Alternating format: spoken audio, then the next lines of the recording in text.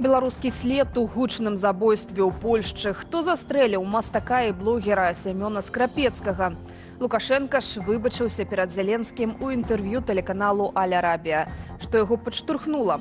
ЗША і Іран падпісалі папярэднія пагадненні аб спыненні вайны на Блізкім Усходзе. Пра гэта, між іншага, ў сённяшнім выданні «Аб'ектыву». З вамі Юлія Лабанова.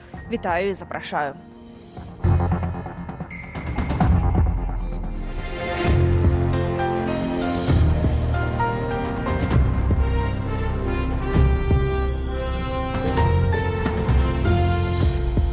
У сувязі з забойствам у Белай Падляскай расійскага мастака-карыкатурыста і блогера Семёна Скрапецкага, які крытыкаваў Пуціна, Кадырова і Лукашэнку, затрымалі дваіх грамадзянаў Беларусі. Пра гэта паведаміў прадстаўнік пракуратуры гораду Любліна. Затрыманым ад 30 до 40 гадоў. Ці было забойства расправай спецслужбаў і якое дачыненне да справы мелі беларусы. Акалічнасці на месцы падзеяў высвятляў мой калега Уладзіслаў Корсак.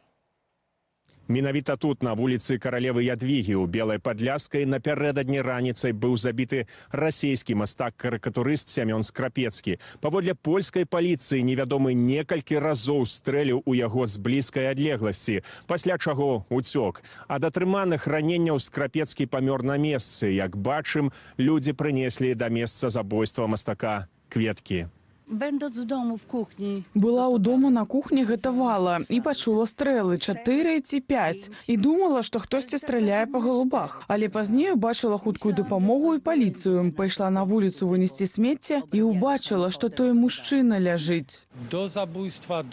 Забойства адбылося каля 9:45 раніцы на тратуары ў жылым мікрараёне Белай Падляскай. Невядомы мужчына падышоў да ахвяры і зрабіў 3 стрэлы з пісталету. Калі ахвяра ўпала на зямлю, мужчына падышоў да яе і зблізку зрабіў яшчэ 2 стрэлы. Гэта паказала судова-медычная экспертыза. У верхняй частцы грудзей і галаве былі выяўленыя 5 уваходных і 2 выходныя раненні. Неадкладна пасля здарэння начальнік гарадской паліцыі Белай Падляскай выклікаў усіх афіцэраў на службу і абвясціў рэжым надзвычайнай сітуацыі. У справе ёсць першыя затрыманыя. Гэта двое грамадзянаў Беларусі. Пракуратура пакуль не выставіла ім абвінавачванняў і афіцыйна заяўляе толькі пра праверку іхнай магчымай сувязі са злачынствам. З неафіцыйных крыніцаў вядома, што адзін з затрыманых таксовец з Беларусі, якога паспелі перахапіць учора проста тут, каля беларускага консульства. Калі ён спрабаваў збегчы на яго тэрыторыю, таксовец быццам бы заявіў паліцыі, што толькі падвозіў злачынцаў, а потым спужаўся і пачаў уцякаць. Паводле папярэдняй версіі, забойства расійскага мастака-карыкатурыста магло быць загадзя спланаванай расправай. Вядома таксама, што незадоўга да смерці Скрапецкі публікаваў у сацыяльных сетках скрыншоты пагрозаў на свой адрас. Семён Скрапецкі, сапраўднае імя якога Роберт Кузаўкоў, быў вядомым расійскім мастаком-карыкатурыстам і блогерам. У 2021 годзе ён пакінуў Расею і пераехаў у Польшчу. Некаторы час перабываў тут, у цэнтры для эмігрантаў у Белай Падляскай. Потым з сям'ёй застаўся жыць у гэтым польскім горадзе. Шырокую міжнародную вядомасць мастаку прынеслі вострыя палітычныя карыкатуры і перформансы. У многіх працах высмейваліся аўтарытарныя лідары постсавецкай прасторы, а таксама так званы глыбінны расійскі народ. Сярод герояў ягоных твораў былі таксама Уладзімір Пуцін і Рамзан Кадыраў. Менавіта ў сувязі з карыкатурамі на апошняга мастаку і паступала больш за ўсё пагрозаў. То, возможно, можно из гулагушка сбежать. Не абмінаў мастаку творчасці і Беларусь. Семён Скрапецкі адкрыта падтрымліваў беларускія пратэсты і неаднаразова высмейваў Лукашэнку. Быў знаёмы з беларускім акцыяністам і мастаком Уладзіславам Боханам. В последнее время вот он открыл для себя очень акционизм, ездил на биеннале в Венецию, присоединился к, вот, скажем, там, этому протестному движению и был в Берлине организовал перформанс в День России. Это скорее такой хэппининг, троллинг всего вот этого патриотического антуража, где он нарядился в свой, как он называл, костюм патриота, шапку-ушанку, завешался целиком медалями из пробок и прочего, и ходил вот с российским флагом, привязанным к штанам. Ці звязанае гэтае забойства з прафесійнай дзейнасцю мастака, ягонай палітычнай пазіцыяй або іншымі абставінамі высвятляе польскае следства. Справа, відавочна, ужо атрымала шырокі міжнародны рэзананс. Забойства вядомага мастака-дысідэнта чарговы раз уздымае важныя пытанні бяспекі палітычных эмігрантаў. Уладзіслаў Корсак, Белсат. Вайсковая і спецыяльная тэхніка, а таксама ўзмоцнены кантроль і абмежаванне дарожнага руху. Пра пачатак маштабных антытэрарыстычных вучэнняў у Магілёўскай вобласці паведаміў КДБ. Удзел у вучэннях бяруць таксама прадстаўнікі міністэрстваў абароны, унутраных справаў, надзвычайных сітуацыяў, а яшчэ следчага камітэту, камітэту дзяржбяспекі ды іншых установаў.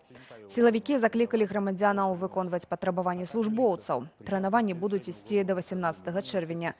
У канцы траўня ў Магілёве прайшлі вучэнні МУЗ, на якіх сілавікі адпрацоўвалі разгон акцыяў пратэсту. Гэтыя вышкалы міністэрства Івана Кубракова робяць па ўсёй Беларусі. Ад агрэсіўных пагроз да публічных выбачэнняў Александр Лукашенко ў інтэрв'ю тэлеканалу «Аль-Арабія» зрабіў шэраг сенсацыйных заяваў. Ён прызнаў неабароненасць Беларусі перад магчымым ударам Украіны, заклікаў Расію пайсці на саступкі і нават папрасіў прабачэння у Уладзіміра Зяленскага. Пры гэтым не абышлося і без чарговага міжнароднага скандалу. МЗС Ізраілю ўжо выказала пратэст у сувязі са словамі Лукашэнкі пра Галакост. Чаму Лукашенко змяніў рыторыку, разбіраўся Зміцер Смак.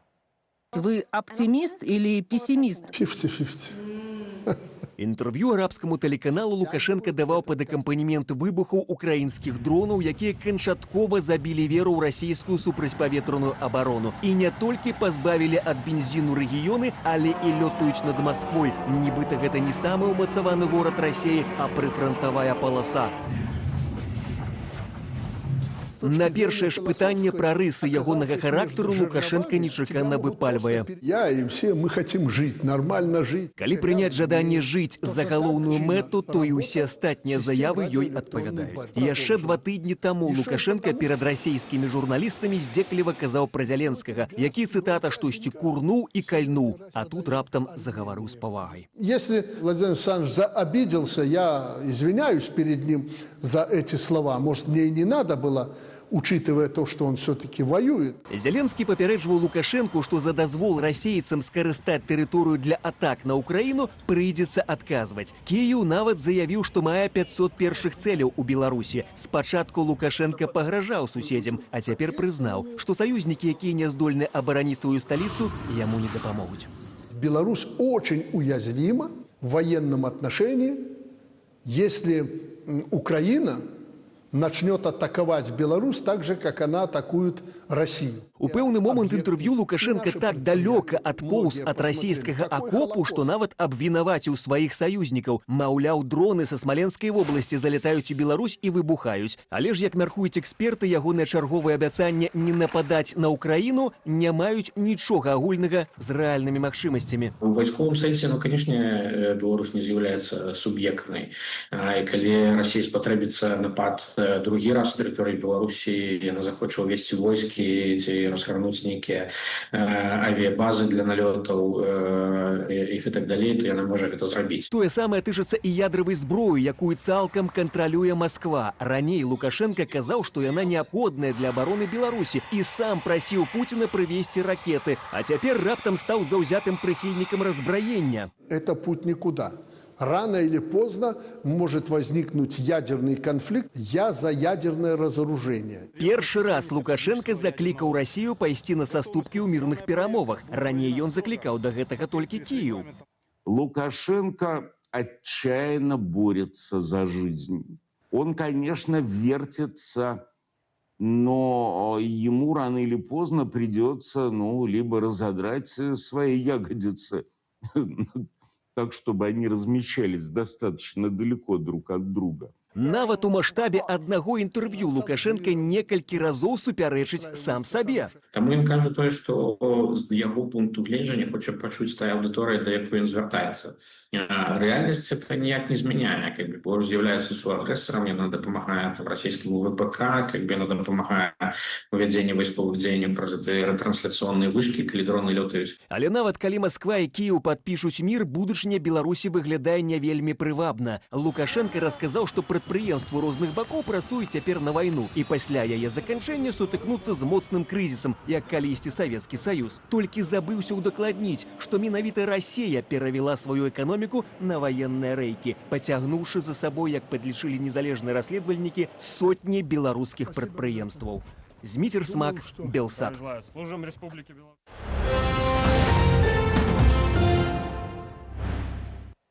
Сітуацыя ва ўкраіне і на Блізкім Усходзе, пытанні міжнароднага партнёрства, эканамічнага росту і будучыні штучнага інтэлекту. У французскім курортным горадзе Эвіян-ле-Бене праходзіць другі дзень саміту Вялікай Сямёркі. Разам з лідарамі вядучых прамысловых краінаў свету ў сустрэчы бярэ ўдзел Уладзімір Зеленскі. Прэзідэнт Украіны ў прыватнасці правёў кароткія перамовы з Дональдам Трампам.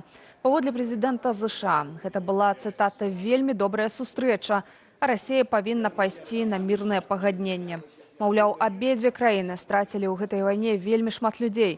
Трамп запэўніў, што мае намер яшчэ раз сустрэцца з Зеленскім на палях саміту. Папярэднее пагадненне з Іранам аб спыненні вайны на Блізкім Усходзе падпісанае. Гэтак на палях саміту Вялікай Сямёркі заявіў прэзідэнт ЗША Дональд Трамп. Паводле прадстаўнікоў ЗША у дамове прапісана, што Іран абяцае імкнуцца да рэгіянальнага міру і стабільнасці, а таксама спыніць фінансаванне арганізацыяў, якія на захадзе лічаць тэрарыстычнымі. ЗША ў адказ здымаюць блакаду з усіх іранскіх партоў. Пры гэтым дамова працягвае рэжым спынення агню яшчэ на 60 дзён. Афіцыйны дакумент маюць зацвердзіць у бліжэйшую пятніцу ў Жэневе.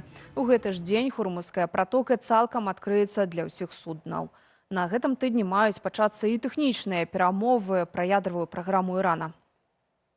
Злучаныя Штаты будуць прывязваць адмову ад урана і адмову ад, у прынцыпе, все ж тое, што Абама падпісаў у 2015 годзе, будзе все тое разам з тымі ж фінансавымі і іншымі эканамічнымі плюшкамі, якія Іран можа атрымаць за гэта. Але ж, можна сказаць ужо адразу, гэта будуць вельмі цяжкія перамовы. Украінскія дроны нанеслі ўдар па нафтаперапрацоўчым заводзе ў Маскве. У сваім тэлеграм-канале Уладзімір Зеленскі назваў гэта справядлівым адказам на расійскія ўдары і зацягванне вайны. Па словах Зеленскага, дальнабойная зброя працуе на тое, каб прымусіць Расію як найхутчэй спыніць вайну супраць украінскага народу. Апроч НПЗ ад атакі дронаў пацярпеў і буйны склад Wildberries у Падмаскоўі. У выніку ўдару на складзе пачаўся пажар, працаўнікоў эвакуявалі.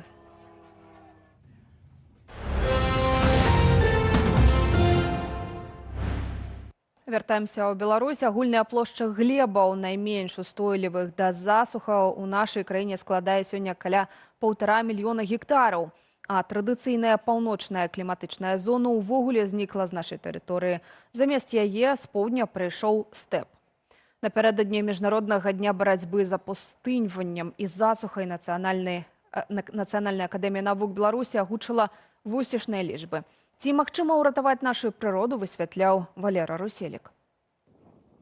Пылавыя буры і смерчы робяцца ўсё больш звыклымі ў розных рэгіёнах Беларусі. І найперш на Палесе, дзе, здавалася б, у гіганцкіх балотах і паводках на Прыпяці і яе прытоках гэткія з'явы немагчымыя ў прынцыпе. Засухі ў нашай краіне здараюцца літаральна кожныя 2 гады. В Беларуси с 2015 года наблюдается устойчивое превышение среднегодовой температуры над климатической нормой. То есть каждый год у нас теплее, чем, это, скажем так, было обычно. При этом усё списать на змены климату не отрымается. Если рассматривать такое явление, как пыльные бури, которые, опять же, характерны для, скажем так, опустыненных климатов, у нас это скорее не климатическое, а больше, я бы сказал, события, которые вызывается землепользованием. У нас интенсивно развивается животноводство, необходимо кормопроизводство соответствующее, меняется структура использования земель. Не всегда самым удачным образом. Кожныя 5 гадоў у Беларусі прымаецца праграма супрацьдзеяння апустыньванню, у межах якую прыватнасці высаджваюць лясы, аднаўляюць некаторыя асушаныя раней балоты. Разам з тым павялічваюцца планы здабычы торфу і драўніны на продаж, а таксама адвядзення вады з плытчэлых рэк і балотаў на палі. С Министерства сельского хозяйства, вот с кабинета Министерства сельского хозяйства, когда сидишь под кондиционером, это не чувствуется. Это, кажется, не такая уж большая проблема. В первую очередь надо дать 10 миллионов тонн зерна, который потребовал Лукашенко еще 30 лет назад. А до сих пор на этот показатель выйти не можем. А таму колькі яшчэ мы будзем называць нашу краіну сінявокай, гэта пытанне часу, упэўнены Мікалай Лысянкоў. На ратаванне і айчыннай прыроды і сельскай гаспадаркі былы старшня калгасу і фермер адводзіць гадоў 10-15, не больш. А таму і спыніць разворванне лёгкіх глебаў, перарабіць меліяратыўную сістэму не толькі на хуткае адвядзенне паводак, але і на затрымліванне вады на палях у засуху, пакідаць пажніўныя астаткі на палях, усё гэта трэба рабіць ужо цяпер.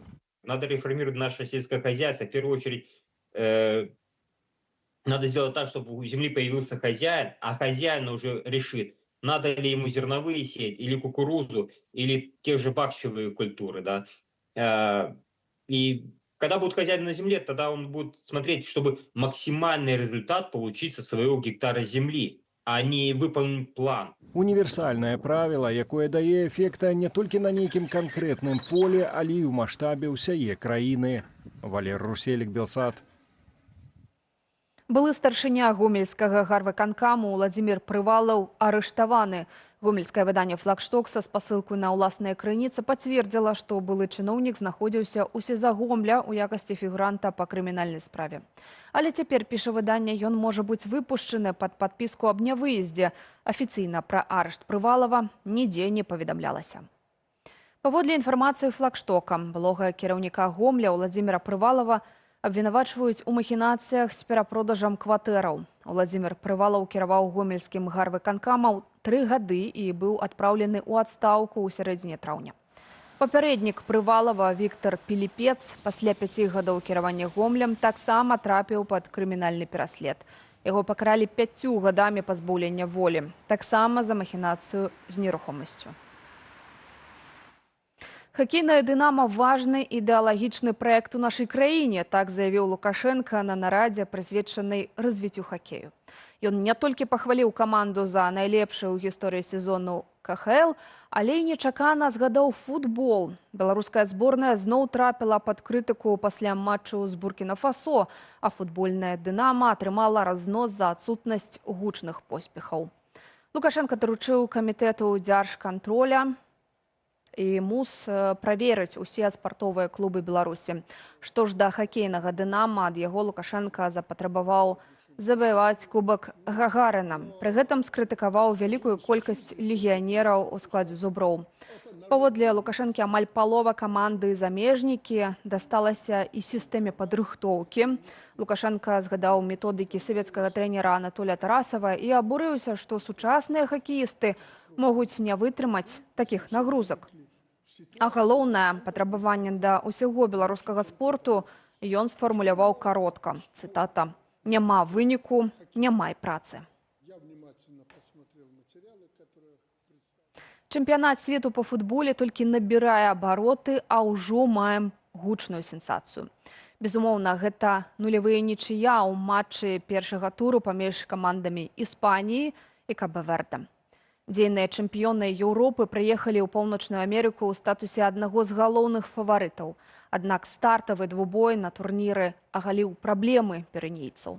Падрабязней у наступным сюжэце.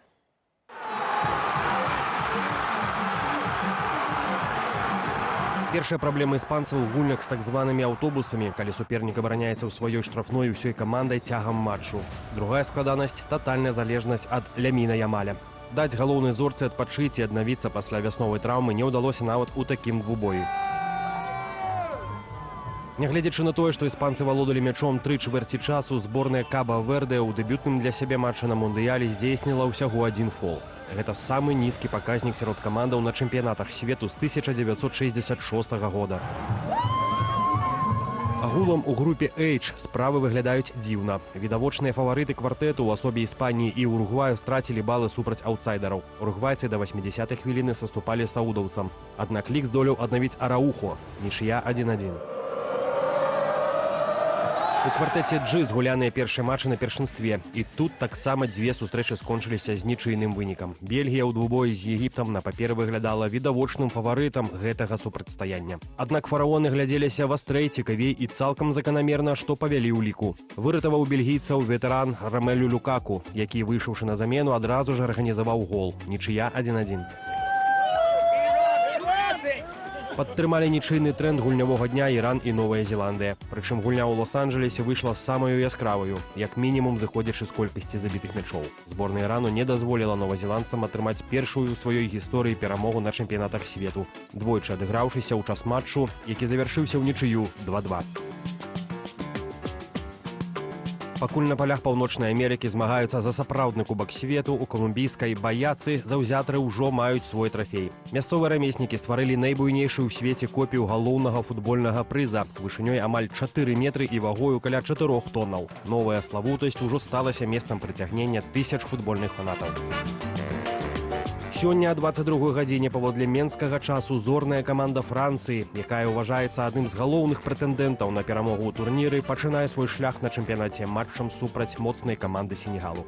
Павел Алейнікаў, Андрэй Сульжыц, Белсат.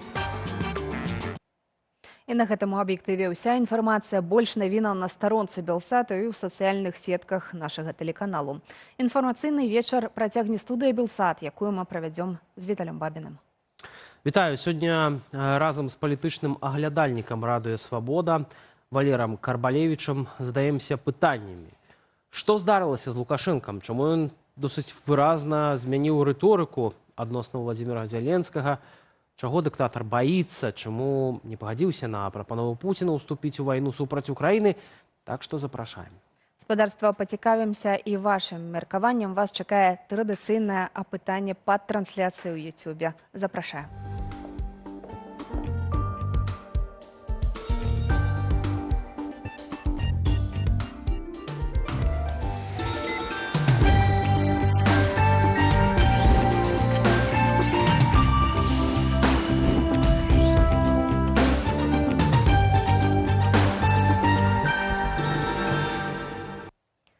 Спадарства, студыя Белсат, Віталь Бабін. Юлія Лабанова. І традыцыйна перайдзем да нашага пытання. Сёння мы пацікавіліся, чаму Лукашенко выбачыўся перад Зеленскім. Такія варыянты адказаў. Сумленне замучыла, баіцца украінскіх дронаў, спадзяецца на заканчэнне вайны або, можа быць, вядзе падвойную гулью. Галасуйце, ну а пакуль першая тэма. У інтэрв'ю арабскаму тэлеканалу Аль-Арабія Лукашенко адкрыта прызнаў, што Расія не змагла дасягнуць сваіх мэтаў ва ўкраіне, а вайна зацягнулася і ідзе не зусім па сцэнары. Таксама ў адказах дыктатара хапіла месца для цэлага шэрагу нечаканых заяваў.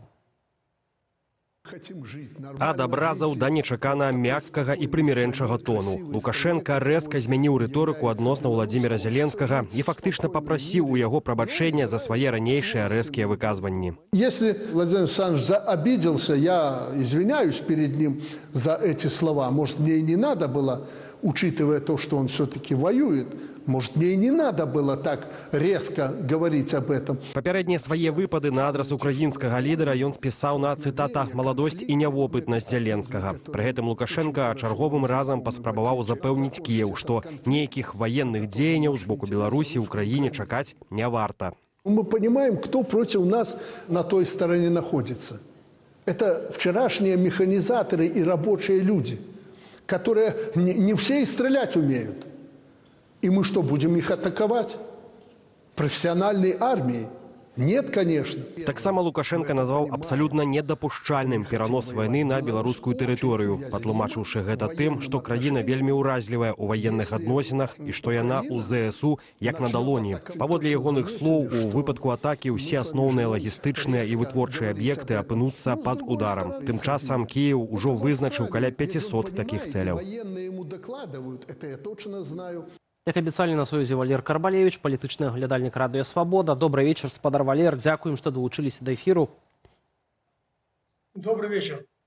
Амбасадар па асаблівых даручэннях Міністэрства замежных спраў Украіны Ярослаў Чарнагор лічыць, што, напэўна, Лукашенко зразумеў, што ягоная такая бравада, фактычна, так, якую ён дазваляў сабе ў дачыненні Украіны, можа мець нейкія наступствы. Таму і змяніў ён сваю рыторыку. А вы як лічыце? Ну так, сапраўды Лукашенко бачыць, што вайна ідзе зусім не по таму сцэнару, які бачыўся ў самым пачатку. Яшчэ ў першы час пачатку вайны Лукашенко ўвесь час пагражаў Украіне, казаў, што як толькі з таго боку будуць нейкія пагрозы, там нейкія дроны прыляцяць, ці нейкія ракеты, ну мы так дамоў адказ, што мала не падасца. Ну, а цяпер, бачыце, рыторыка зусім іншая.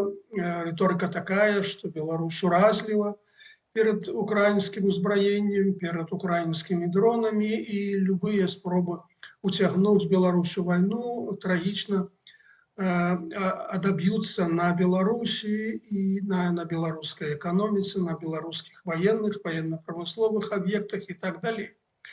Вось. Ну і потым, калі раней Лукашенко казаў, што все спробы перамагчы Россию ў гэтай вайне нереальныя, это ж імперія, куда вы, маўляў, супраць імперіі, то цяпер ён прызнае, што вайна зашла ў тупик.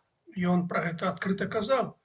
І заклікаў абодва бакі да кампрамісу. Абодва бакі, я падкрэсліваю гэта, таму што дасюль ён таксама шмат казаў пра мір, што трэба заканчваць вайну, але заклікаў толькі адзін бок спыніць вайну, то бок фактычна заклікаў афіцыйны Кіеў да капітуляцыі. А цяпер ён заклікае абодва бакі шукаць кампраміс. Вот уже подлічылі, што слова кампраміс 4 разы за інтэрв'ю ён ужыў, то бок гэта адначасова ўжо звяртанне да Пуціна, што трэба спыняць вайну і шукаць кампраміс. І мне падаецца, тут трошкі, не трошкі, а даволі выразнае адрозненне ад пазіцыі Пуціна. Пуцін лічыць, што ўсё ідзе добра, ўсё ідзе нармальна, ўсё ідзе па плану, Россия наступае, і тыя мэты вайны, якія былі аб'яўлены ў пачатку, будуць дасягнуты, што б там не было. Ну, а вось, бачыце, Лукашенко ўжо трошкі па-іншаму глядзіць на сітуацыю, кажа пра тупик. Кажа пра тупик, кажа пра ўразлівасць Беларусі і просіць прабачэння у Владимира Александровича, так паважліва, па бацьку, ось, называе прэзідэнта Украіны. То бок, ну, пэўнае вяртанне да рэальнасці, адаптацыя да рэальнасці адбываецца. І мне падаецца, што ў Мінску яна адбываецца хутчэй, чым у Расіі. Ці гэтыя заклікі да кампрамісу і выбачэння Зеленскаму прадыктаваныя толькі страхам перад украінскімі дронамі і магчымым разуменнем, што неўзабаве прыйдзе канец вайне, або, як ён сам акрэслівае, яна зойдзе ў тупик.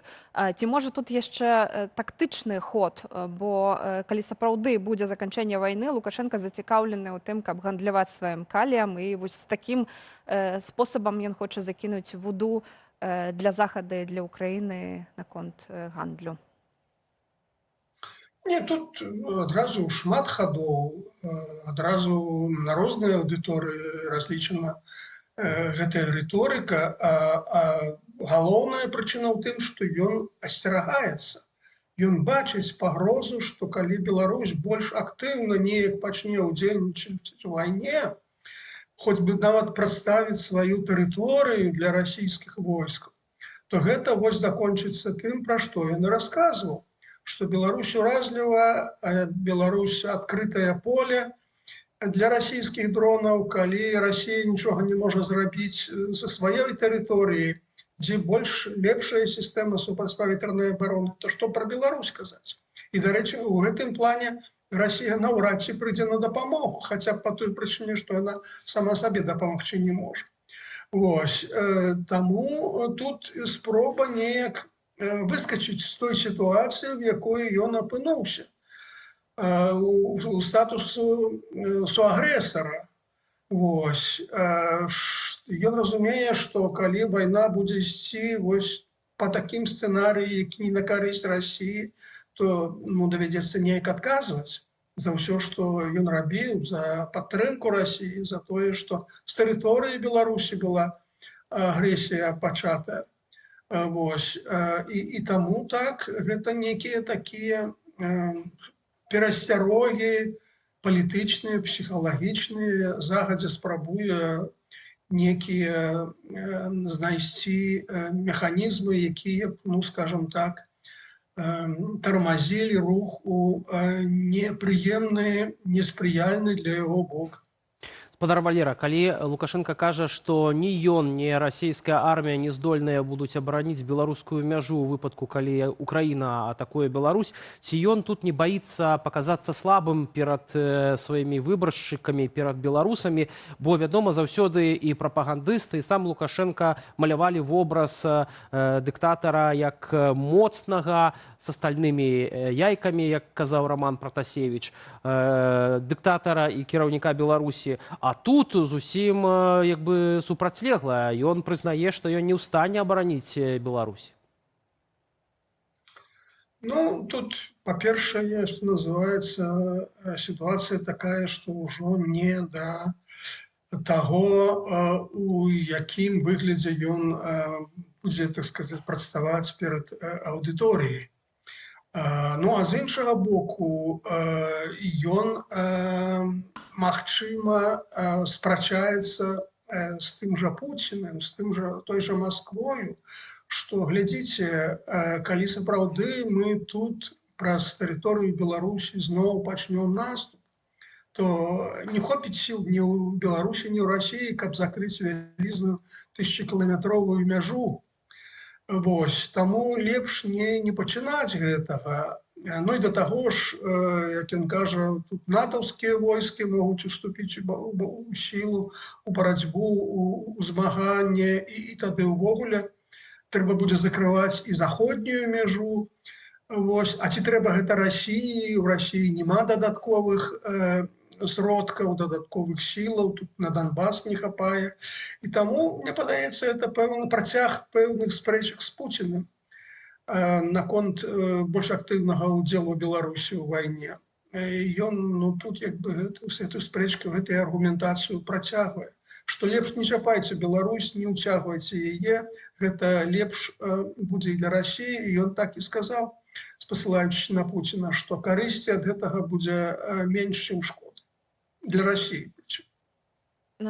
Сапраўды, Лукашенко спрабуе выпетляць з гэтага статуса суагрэсара ў вайне Расіі супраць Украіны і наладзіць стасункі з кіраўніцтвам Украіны, але ці гэта магчыма і ў цяперашні час, і пасля вайны, ці ў Лукашэнкі атрымаецца правярнуць такі ход?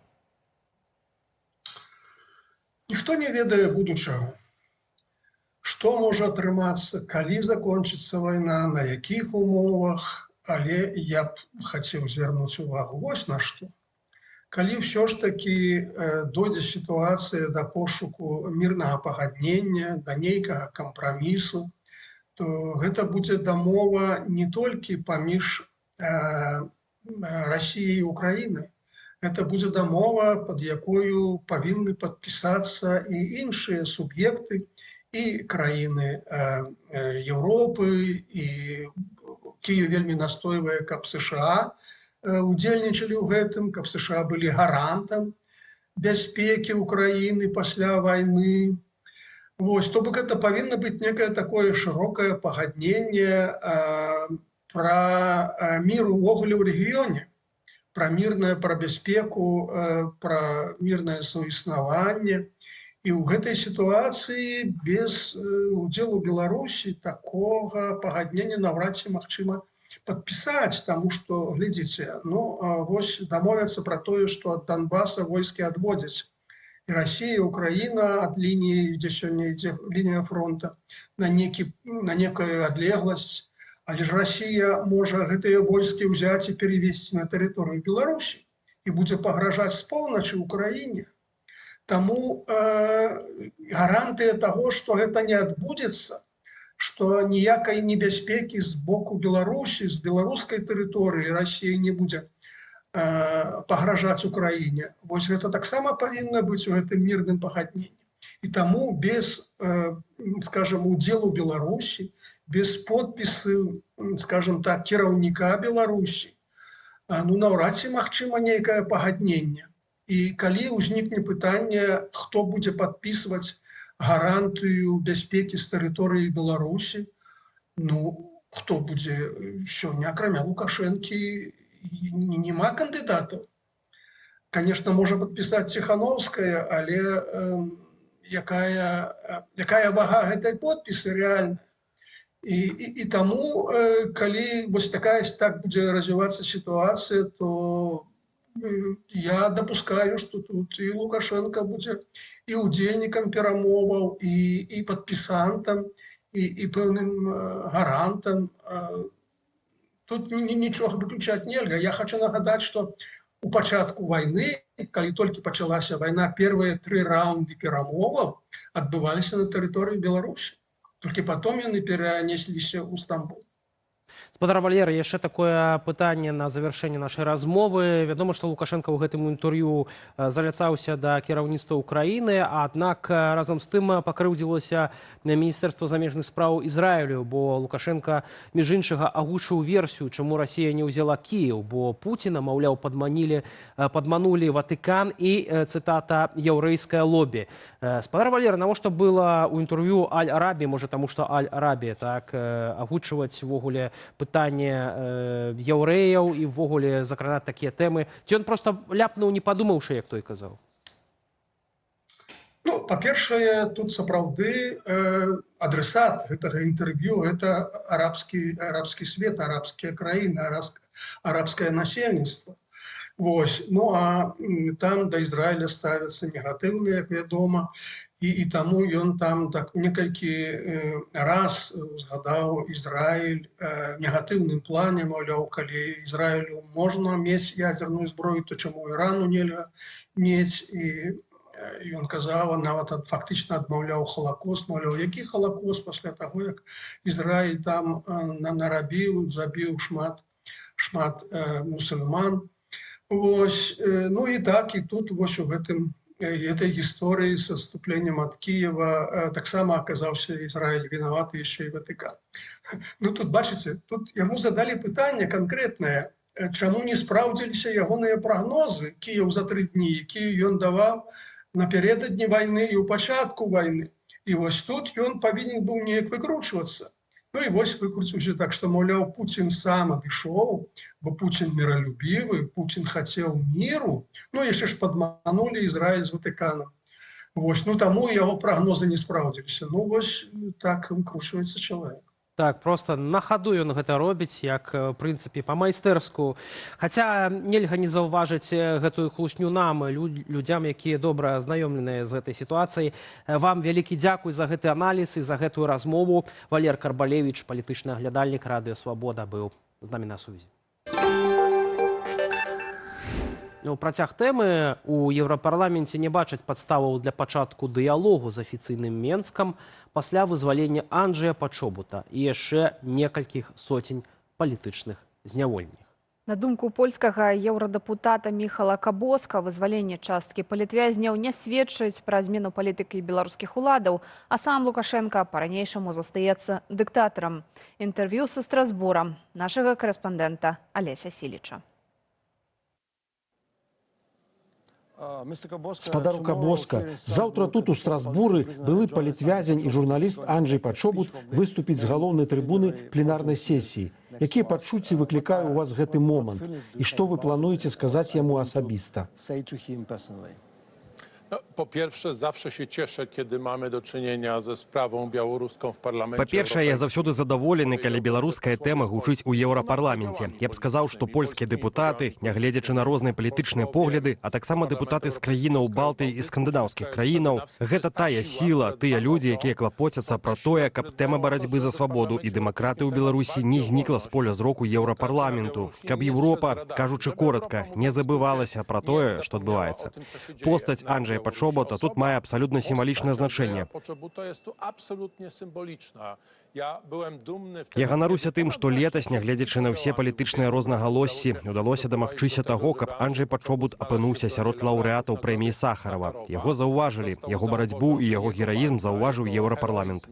Але, напэўна, калі мы прысуджалі гэтую прэмію, то яшчэ не да канца верылі, што ўбачым Анджэя Пачобута на волі і што ўбачым яго тут, у Страсбуры, падчас сесіі.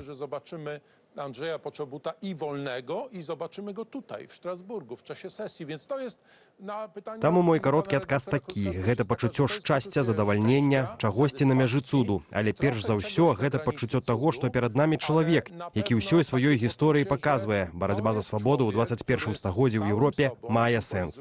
Больш за тое, яна неабходная, і я ў гэтым перакананы. Урэшце, прывядзе да сваёй мэты, да стварэння сапраўднай дэмакратыі ў Беларусі. Jestem przekonany, doprowadzi do właściwego końca, czyli osiągnięcia prawdziwej demokracji, stworzenia prawdziwej demokracji na Białorusi. Давайте будем шчырымі. Анджэй Пачобут выйшаў на свабоду не дзякуючы змякчэнню палітыкі Лукашэнкі і не таму, што Лукашенка раптам стаў дэмакратам. Пачобут выйшаў на свабоду ў выніку торгу паміж Дональдам Трампам і беларускім дыктатарам. Лукашэнку патрэбныя запчасткі для ягонага Боінга, і ён хоча дамагчыся зняцця санкцыяў з Беларусь-Каліі. Палітвязняў фактычна ператвараюць у разменную манету ў гэтым торгу. Ці згодныя вы з гэтым, ці не і чаму? Można powiedzieć, że to jest trochę takie czarno-białe spojrzenie, nie do końca moim zdaniem zgodne z prawdą. To znaczy...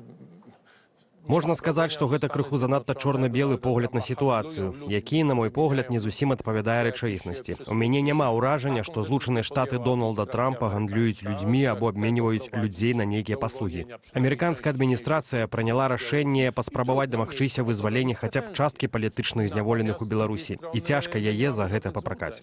Але з другога боку, у нас няма ніякіх ілюзіяў, і наша думка пра Лукашэнку не змяняецца. Мы бачым, што ён крывавы дыктатар, які прысвоіў сабе права быць прэзідэнтам Беларусі. Мы вельмі добра ведаем, з кім маем справу, і таму не мяняем сваёй пазіцыі. Дарэчы, пра гэта будзе сказана і ў наступнай рэзалюцыі Еўрапарламенту, якую, спадзяюся, мы прымем ужо на гэтым тыдні. Еўропа не павінна лічыць, што ў Беларусі адбыліся нейкія кардынальныя пазітыўныя змены. Так, частка палітычных зняволеных была вызваленая, у тым ліку Анджэй Пачобут, і гэта нас вельмі радуе. Але з другога боку, Лукашенка па-ранейшаму трымае людзей у зняволенні або нядаўна пасадзіў за краты новых людзей, новых палітычных зняволеных. Таму мы не можам гаварыць пра нейкія змены ў тым, як функцыянуе рэжым у Менску. Тым не менш, пасля вызвалення Анджэя Пачобута і яшчэ больш як 400 палітычных зняволеных, у некаторых з'явілася думка, ці можна сёння разлічваць хаця б на нейкі абмежаваны дыялог з афіцыйным Менскам. Ці гэта толькі ілюзія? Łukaszenka od lat prowadzi z nami gry. Prowadzi gry z Zachodem. Widziałem ledwie kilka godzin temu, że Łukaszenka nagle... Лукашенка ўжо шмат гадоў вядзе з намі гульню, вядзе гульню з Захадам. Літаральна некалькі гадзін таму я ўбачыў паведамленні, што Лукашенка раптам вырашыў папрасіць прабачэння ў прэзідэнта Украіны Владзіміра Зеленскага за свае абразлівыя словы, сказаныя нядаўна. Мы ведаем і бачым, што гэта менавіта гульня. Гэта не нейкае сталенне і не прыход да новага разумення рэчаў з боку Лукашэнкі. Не, ён быў і застаецца дыктатарам. Ён проста не ўяўляе, і гэта, напэўна, увогуле выходзіць за межы яго разумення, што Беларусь магла б стаць цалкам дэмакратычнай краінай і функцыянаваць так, як іншыя еўрапейскія дзяржавы. Мы павінны змагацца за тое, каб такая змена адбылася. Мне не здаецца гэта магчымым. Я ў гэта не веру і таксама не бачу падтрымкі такой ідэі ў Еўрапарламенце. Каб Еўропа раптам пачала нейкія перамовы з Лукашэнкам. Каб мы маглі хаця б марыць пра гэта, ён павінен зрабіць вельмі простую рэч. Ён павінен вызваліць людзей, якіх незаконна пасадзіў за краты па абсурдных абвінавачаннях, і перастаць кідаць у турбы новых людзей толькі таму, што яму не падабаюцца іхныя погляды. Гэта абсалютна базавая ўмова. Сёння яе цяжка нават уявіць, але пакуль яна не будзе выкананая, я не падтрымаю ідэі, што мы павінны раптам пачаць нейкія перамовы з Лукашэнкам або пайсці на змякчэнне санкцыяў, якія Еўропа супраць яго ўвяла.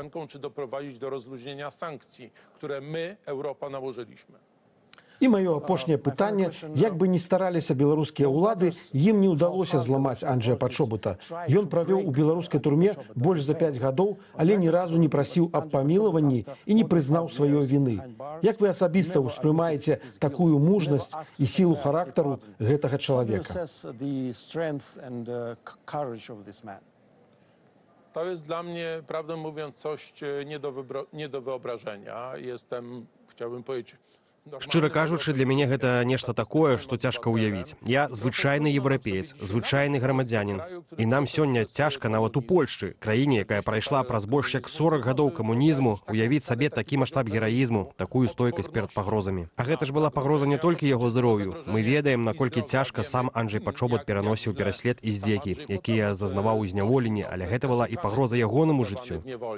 Ale to było zagrożenie jego życia. Więc w takim momencie człowiek... Таму чалавек, чыё жыццё знаходзіцца пад пагрозай, але які застаецца настолькі цвёрдым, нязломным і рашучым, выклікае велізарную павагу. Больш за тое, калі ён выйшаў на свабоду, калі цяпер знаходзіцца ў Польшчы і на гэтым тыдні гасцюе ў Еўрапарламенце, ён па-ранейшаму паўдарае, што хоча вярнуцца ў Беларусь і працягваць сваю барацьбу. Для мяне гэта, па-першае, нешта вартае вялікага захаплення, а па-другое, як я ўжо казаў, тое, што знаходзіцца па-за межамі майго ўяўлення. Менавіта таму ён такая незвычайная постаць, і менавіта таму ён павінен быць прыкладам як для нас, крыху старэйшых, так і для маладых людзей, якія хочуць і будуць працягваць барацьбу за свабодную Беларусь. Dziękuję bardzo. Сегодня z nami był namiestnik kierownika delegacji po suvязях z Białorusią Europejskiego Parlamentu Michał Kaboska. Алексеевич Белсад, Страсбург, Франция. Ну а цяпер да культурніцкіх навінаў. На Беласточчыне рыхтуюцца да чарговага найбуйнейшага фэсту беларускай культуры і супольнасці «Тутака 2026». Сёлета галоўны слоган уклалі ў адно слова «свабоднае».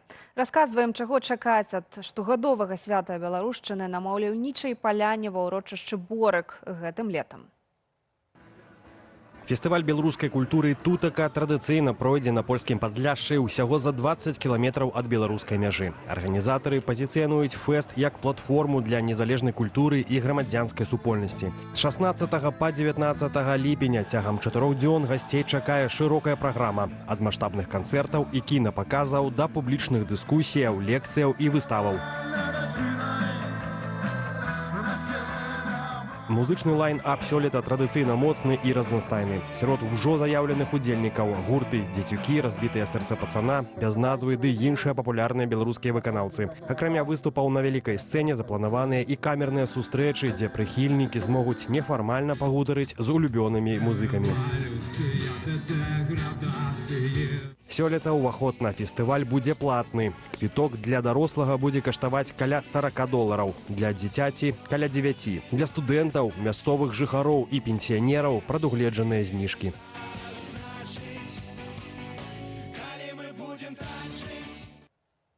Настасья Суханосік, кіраўніца праектаў фонду «Тутака» ўжо ў нашай студыі. Вітаем, добрый вечар, Настасья. Вітаем на сайце. Так, скажыце, ну, в прынцыпе, гаворым пра «Тутаку» за месяц да ягонага пачатку. Наколькі разумею, падрыхтоўка ідзе поўнай хадою. Слухайте, падрыхтоўка, так па шчырасці, пачалася ўжо значна раней. Ад 1 траўня ўжо нашы валантэры амаль там жывуць і працуюць, таму што трэба разумець, што гэты фестываль ствараецца цалкам у пустой прасторы. Ну, проста уявіце сабе лес, паляну, і трэба зрабіць цэлую інфраструктуру. Таму валантэры ўжо там працуюць, рыхтуюцца да прыезду усіх наведвальнікаў. Таму мы ў самай такой актыўнай фазе. Сёлета фестываль мае быць платным. Як гэтыя змены паўплываюць на арганізацыю фестываля? Што палепшыцца, магчыма, у сувязі з квіткамі? Безумоўна. Слухайте, мы увялі квіткі, гэта не азначае, што нас не падтрымліваюць нашы донары, таму што штогод мы маем падтрымку ад нашых грантадаўцаў, але гэта мы палічылі ўсяго 1/3 бюджэту фестывалю, то бок іншыя грошы, каб фестываль рос, станавіўся мацнейшым, цікавейшым, трэба адкульсьці браць.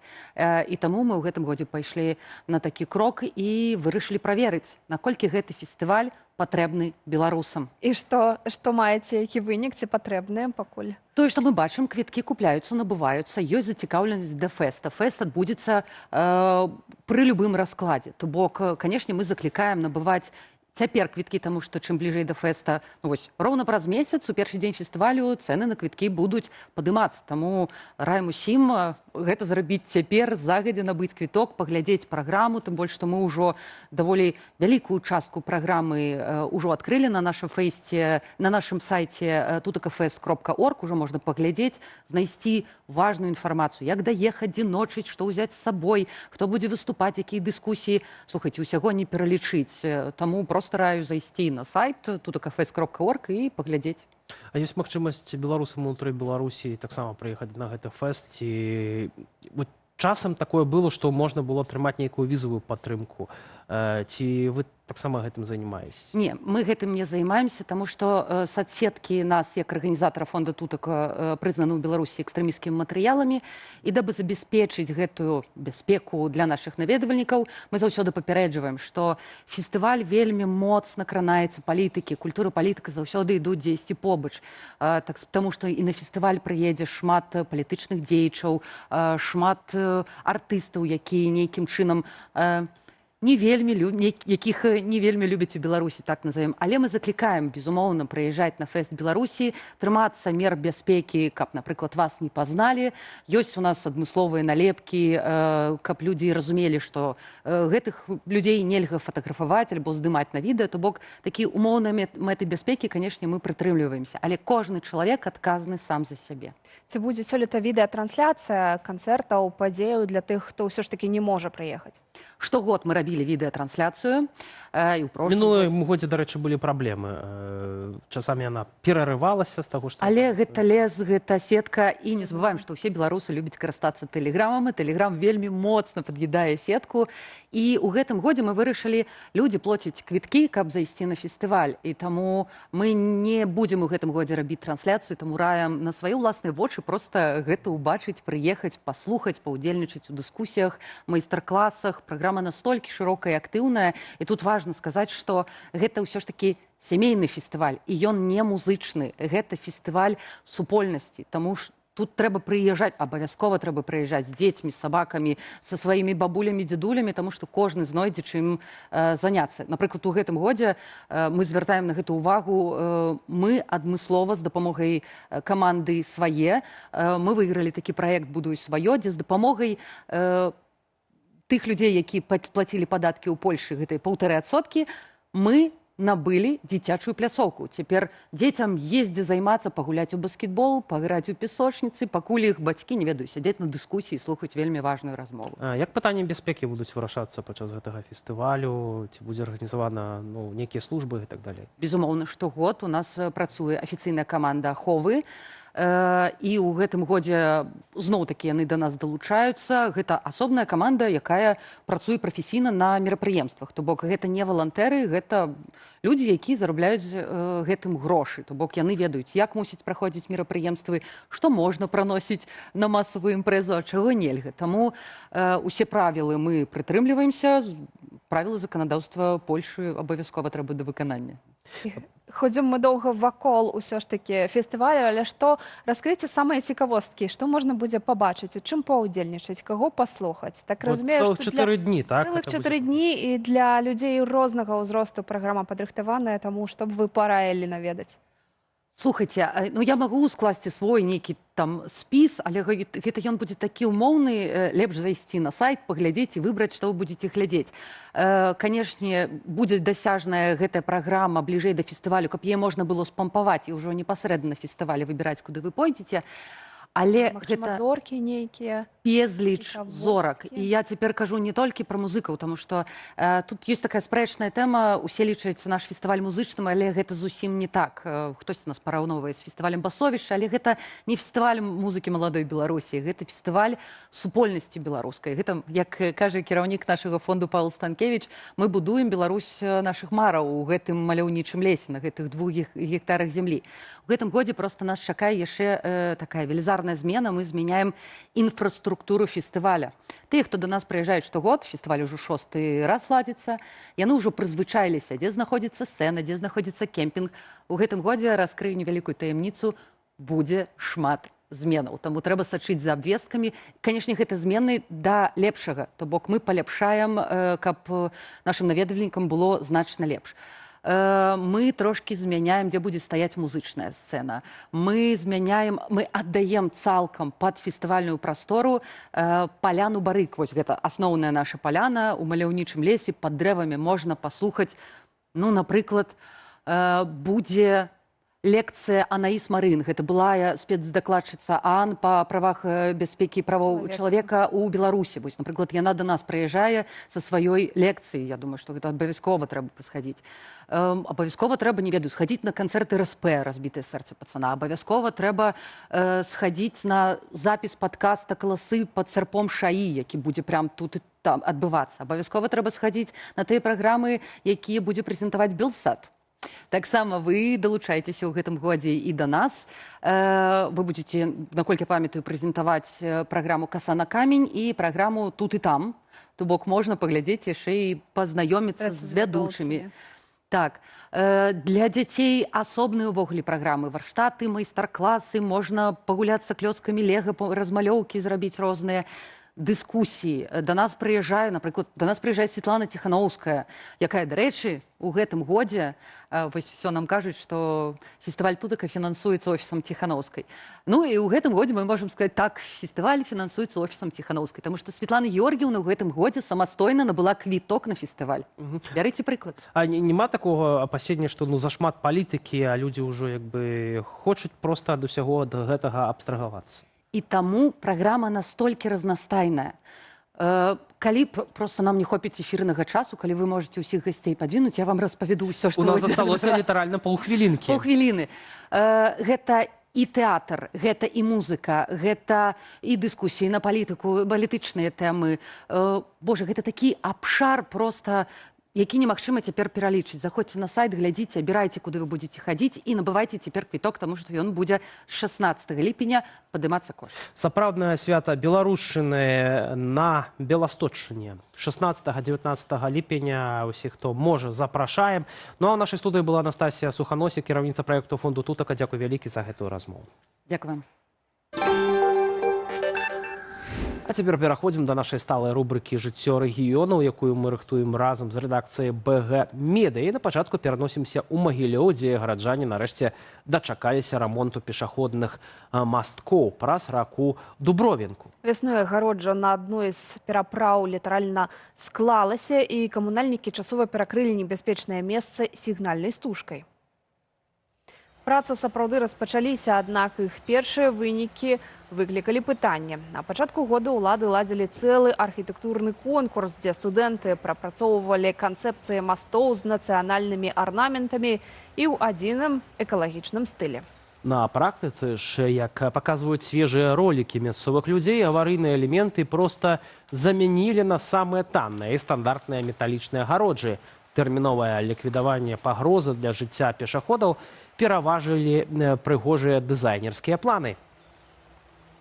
Чарговы камунальны скандал разгараецца ў Барысаве. Мясцовы жыхар апублікаваў відэа з могілак у Дзямідаўцы, дзе невядома хто спілаваў аварыйныя дрэвы і разбурыў пры гэтым пахаванне. Паводле аўтара, рабочыя зніклі, пакінуўшы пасля сябе паваленыя ствалы, пашкоджаныя агароджы, зламаную лаўку і кветнікі. У садсетках сітуацыя выклікала шквал эмоцыяў. Барысаўчане абураюцца безадказнасцю вальшчыкаў, а мясцовыя камунальныя службы пакуль устрымліваюцца ад каментароў. Згодна з патрабаваннямі Мінжылкамгасу сваякі абавязаныя самыя сачыць за парадкам на ўчастках. Інакш занядбаныя надмагіллі праз некалькі гадоў могуць проста знесці. Аднак на практыцы людзі трапляюць у пастку. Калі хтосьці нішчыць маёмасць, пілуючы дрэвы, то высвятляць, хто канкрэтна вінаваты і за чый кошт. Аднаўляць помнікі сямейнікі мусяць самастойна. А ў Аршанскім раёне пачалі асфальтаваць 6-кіламетровы ўчастак дарогі ад развязкі горкі Магілёў да вёскі Савішчына. Для мясцовых жыхароў гэта гістарычная падзея, бо нармальнага пакрыцця тут не было ажно з 1986 году. Людзі ўзгадваюць, шлях быў настолькі разбіты, што сюды адмаўляліся ездзіць нават рэйсавыя аўтобусы, а дзеці мусілі хадзіць у школу па гразі. Разам з радасцю і падзякамі дарожнікам у садсетках гучыць і горкая іронія. Жыхары задаюцца пытаннем, чаму цывілізацыя пайшла ў рэгіён толькі цяпер, калі вёска ўжо прыкметна апусцела і людзей там жыве ўсё менш. Акрамя таго, людзі просяць улады не абмяжоўвацца толькі асфальтам і, нарэшце, паставіць крыты прыпынак каля суседняй вёскі Рымкі, дзе пасажыры дагэтуль чакаюць транспарту на праезнай частцы. Гаспадарства, час падсумаваць вынікі апытання. Нагадаем, мы пыталіся, чаму Лукашенко выбачыўся перад Зеленскім. Большасць, 43% апытаных прагаласавалі за варыянт вядзе падвойную гульню. Ну, то бок беларусы не вераць усё ж такі ў іншыя варыянты, што Лукашенко спадзяецца на хуткае заканчэнне вайны, або баіцца украінскіх дромаў, або, можа быць, проста сумленне замучыла. Прачнулася сумленне ў Лукашэнкі. Гэта з анекдоту, напэўна. На гэтым завяршаем наш эфір і дзякуем за вашу увагу. У студыі працавалі Віталь Бабін, Юлія Лабанова. Да хуткай сустрэчы. Пакуль.